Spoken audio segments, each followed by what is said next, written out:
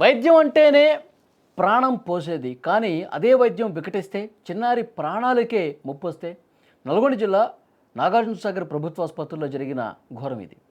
సంచలనం సృష్టిస్తోంది ప్రస్తుతం. జ్వరం, ఇతర అనారోగ్య సమస్యలతో ఆసుపత్రిలో చేరిన ఏకంగా 17 మంది చిన్నారులు అస్వస్థతకు గురయ్యారు. వైద్యుల నిర్లక్ష్యమే దీనికి కారణమని తల్లిదండ్రులు కూడా ఆందోళనకు దిగిన పరిస్థితుంది. విషయం ఏంటంటే, నల్గొండ జిల్లాలో నాగార్జునసాగర్ ప్రభుత్వ ఆసుపత్రిలో చోటు చేసుకున్నటువంటి ఈ సంఘటన స్థానికంగా కలకలం రేపింది.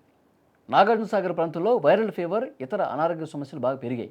చిన్నారులు అనారోగ్యంతో బాధపడుతూ చికిత్స కోసం ఆసుపత్రికి వచ్చారు. చిన్నపిల్లల వార్డులో చేరారు. వైద్యులు, నర్సులు రోజు మాదిరిగానే ఆసుపత్రిలో ఉన్న ఇంజెక్షన్ ఇచ్చారు చిన్నారులకి. ఇంజెక్షన్ ఇచ్చిన అరగంట తర్వాత చిన్నారులందరికీ వాంతులయ్యాయి, విరేచనాలయ్యాయి. పరిస్థితి ఆందోళనకరంగా ఉండటంతో హాస్పిటల్ సిబ్బంది వెంటనే అప్రమత్తమై 17 మంది చిన్నారుల్ని హుటాహుటిన ఐసీయూకి తీసుకెళ్లారు. ప్రత్యేకమైనటువంటి చికిత్స ప్రస్తుతం అందిస్తున్నారు. తమ పిల్లలు ఒక్కసారిగా అనారోగ్యం పాల్గొవడంతో తల్లిదండ్రులు తీవ్ర ఆందోళన వ్యక్తం చేశారు. కళ్ల ముందు తమ బిడ్డలు బాధపడతా ఉంటే ఆగ్రహంతో ఊగిపోయిన పరిస్థితుంది.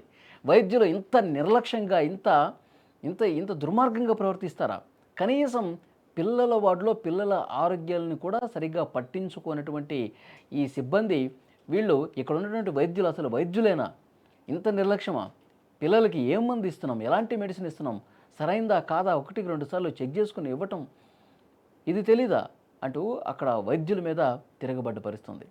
వైద్యుల నిర్లక్ష్యం దీనికి కారణం. ఒక ఇంజెక్షన్ బదులు పొరపాటున ఇంకోటి ఇచ్చారు, దాని కారణంగా ఈ సమస్య వచ్చిందంటూ వాగ్వాదానికి దిగైనటువంటి పరిస్థితుంది. వెంటనే స్పందించిన ఆసుపత్రి వర్గాలు అస్వస్థతకు గురైనటువంటి 17 మంది చిన్నారుల ఆరోగ్య పరిస్థితి ప్రస్తుతం నిలకడగా ఉంది, ఎలాంటి ఇబ్బంది లేదని చెప్పడంతో అప్పుడు వాళ్ళు ఆగినటువంటి పరిస్థితి. మొత్తం ఐసీయూలో వాళ్ళకి మెరుగైన చికిత్స అందిస్తున్నారు.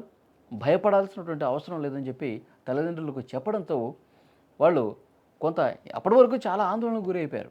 ఆ పేరెంట్స్ అందరూ కూడా పిల్లలకి ఏమైనా జరిగితే, పిల్లలకి వీళ్ళు ఇష్టం వచ్చినట్టుగా కనీసం ఏం అందిస్తున్నామో తెలియకుండా నిర్లక్ష్యం ప్రదర్శిస్తే పిల్లలకి ఏమన్నా అయితే తల్లిదండ్రులకు ఆవేదన ఉంటుంది, కోపం ఉంటుంది అసలు అక్కడ వైద్యుల మీద. ఆసుపత్రిలో ప్రభుత్వ ఆసుపత్రిలో చాలా నిర్లక్ష్యంగా చూస్తూ ఉంటారు. అక్కడ సిబ్బంది కనీసం పట్టించుకోరు. పేషెంట్ పరిస్థితి డీటెయిల్స్ చెప్పమంటే చెప్పరు. ఇలాంటి పరిస్థితులు ప్రభుత్వ ఆసుపత్రుల్లో ఉంటాయి కాబట్టి నిర్లక్ష్యం ప్రదర్శిస్తూ ఉంటారు కాబట్టి ఒక్కసారిగా వాళ్ళు ఆందోళనకు గురై వాళ్ళ మీద ఇంకా చాలా కోపంగా మాట్లాడినట్టు పరిస్థితుంది. మీకు అసలు ప్రభుత్వం వైద్యులుగా మీరు ఉండటం ఇక మీరు అర్హులు కాదంటూ వాళ్ళు కోపం వ్యక్తం చేసినటువంటి పరిస్థితుంది. కానీ ఇప్పుడంతా స్టేబుల్గా ఉంది, ఎలాంటి ఇబ్బంది లేదు అని చెప్పిన తర్వాత వాళ్ళు కామయ్యారు. నిజంగా ప్రభుత్వ ఆసుపత్రుల్లో ఇలాంటి పరిస్థితులు ఉన్నాయండి. మన మధ్య మార్చురీ దగ్గర పడేశారు. ఒక పేషెంట్ని వైద్యం కోసం వస్తే మార్చురీ దగ్గర పడేశారు. అతను బతుకున్నాడా లేదా అన్నది కూడా ఎవరు పట్టించుకోవాలి సరిగా. ఆ తర్వాత అక్కడ ఉన్నటువంటి ఈ హౌస్ కీపింగ్ వాళ్ళు ఇతను కదులుతున్నాడని చూస్తే అప్పుడు హుటాహుటిన ఇది ఎక్కడ పెద్ద సమస్య అయిపోతుంది. ఈ ప్రభుత్వ ఆసుపత్రుల్లో వైద్యుల నిర్వాహకం ఈ విధంగా ఉంటుంది. సో డెఫినెట్గా ఈ పిల్లలు వాళ్ళకి చిన్న చిన్న సమస్యలతో వస్తే వాళ్ళని ఇంకా క్రిటికల్ సిచ్యువేషన్లోకి పడేశారు వైద్యులు. ప్రాణాలు కాపాడాల్సిన వైద్యులు, మంచి చికిత్స చేసి ఆరోగ్యంగా ఇంటికి పంపాల్సినటువంటి వైద్యులు ఇంత నిర్లక్ష్యంగా ప్రదర్శించి ఐసీయూలో జాయిన్ కావడానికి పరిస్థితి ఏర్పడింది. కాబట్టి దీని మీద ఇన్వెస్టిగేట్ చేయాలా? ఎవరు నిర్లక్ష్యం వహించారు?